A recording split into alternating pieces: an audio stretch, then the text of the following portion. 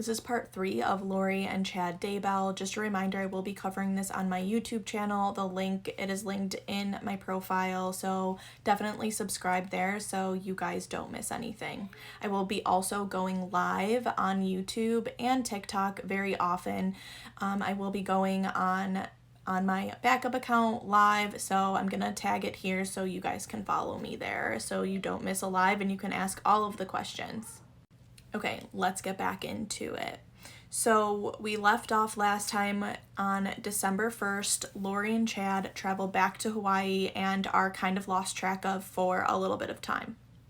Now stick with me because December is a really big month.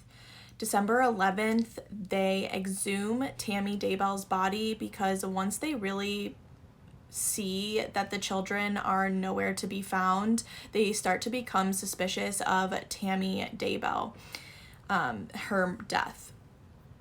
This is also the day that Alex Cox says to his wife, Zulema, again, guys, I know that you're like, who are these people?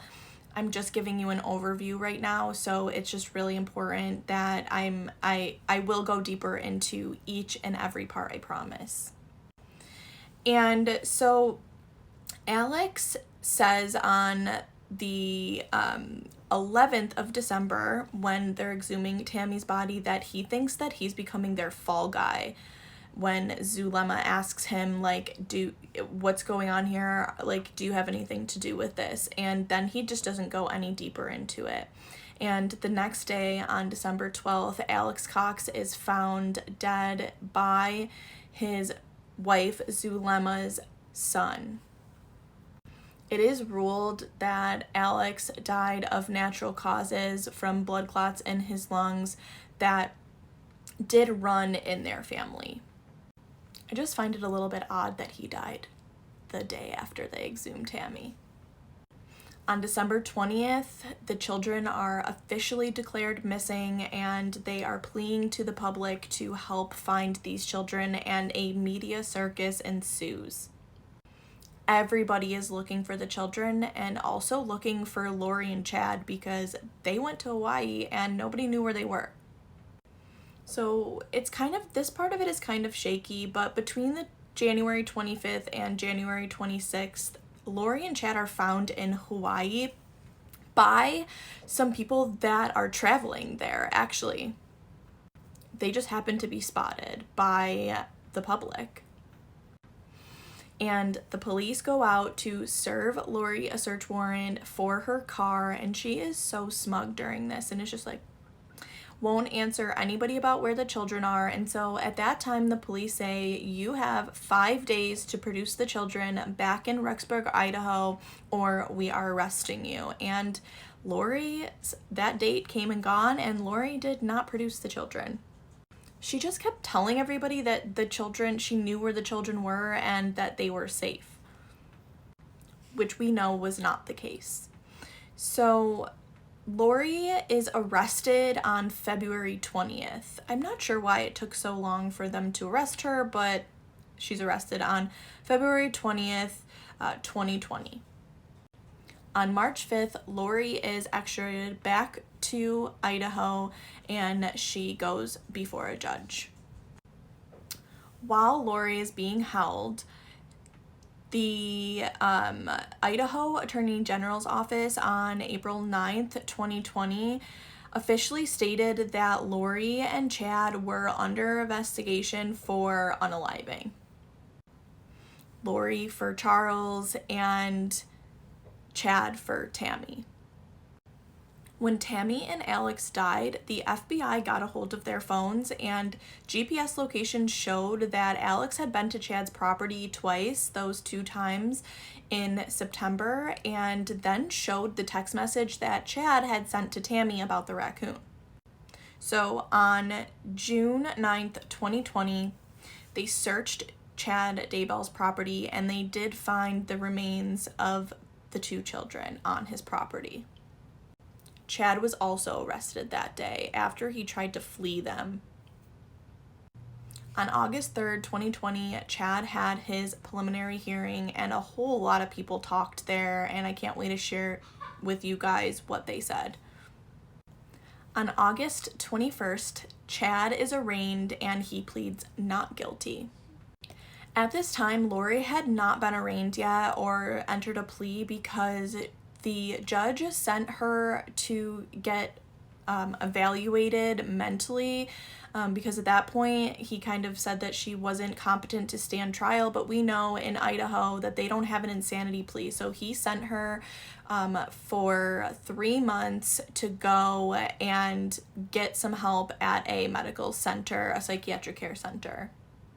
So about a year later, Lori is still getting help, still not competent yet, but on September 1st, 2021, Chad and Tammy's 5 children speak out for the first time publicly, and they kind of protest their father's innocence. On April 11th, 2022, it is found that Lori is competent to stand trial. So Lori comes for arraignment on April 19th, 2022, but she refuses to enter a plea, so the judge enters one on her behalf as not guilty. On May 4th, 2022, it is ruled that Lori will qualify for capital punishment if she is convicted at trial. On May 26th, 2022, it is ruled that Chad and Lori will stand trial together. On August 16th, 2022, Lori's lawyers ask for the case to be brought back to the grand jury because the conspiracy charges were oddly constructed and it could confuse a jury.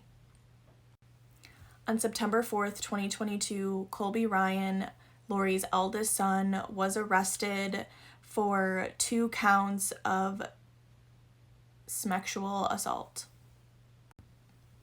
But on September 12th, the charges were dropped against Colby Ryan, but he was still under investigation.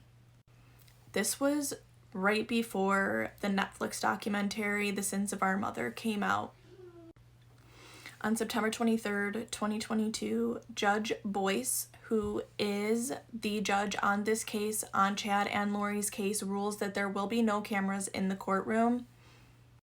And on December 28th, 2022, Chad's lawyers submit a motion to delay trial based on the fact that there were some DNA evidence that wasn't back yet, and that they still needed time to interview witnesses, and that they would need time to have that DNA tested privately. But the judge did deny this because Lori did not waive her right to a speedy trial, and that trumps the Brady violation. Possible Brady violation. And they didn't even know if this DNA was exculpatory or if it even mattered. So on January 4th of this year, 2023, Lori's attorneys file a motion to argue that she is not eligible for the capital punishment, even though it had been ruled that she had been. But they had a premise of she didn't actually do these unalivings, so could she actually be sentenced to capital punishment? And the judge has not yet ruled on that to this day. And then on January 5th, Lori provides documentation of an alibi and asks if her and Chad could meet privately without being monitored to go over their strategy for court. On January 19th, the judge rules that Chad and Lori will not be able to meet, and they can't even have phone conversations. And he also denies the request to postpone, like I said, on this date because Lori had not waived her right to a speedy trial. On January 19th, 2023, a request to sequester the jury was denied. And as recently as a few days ago, on March 2nd, the judge rules that the cases actually will be severed and that Chad and Lori will be tried separately because that DNA evidence did come back and it is a Brady violation. So the judge just made an executive call here and said, you know what, we'll just sever the cases. And so Chad's trial will be delayed, but Lori's is still going to happen. Lori is set to stand trial on April 3rd, 2023. Now we're going to get into the meaty details.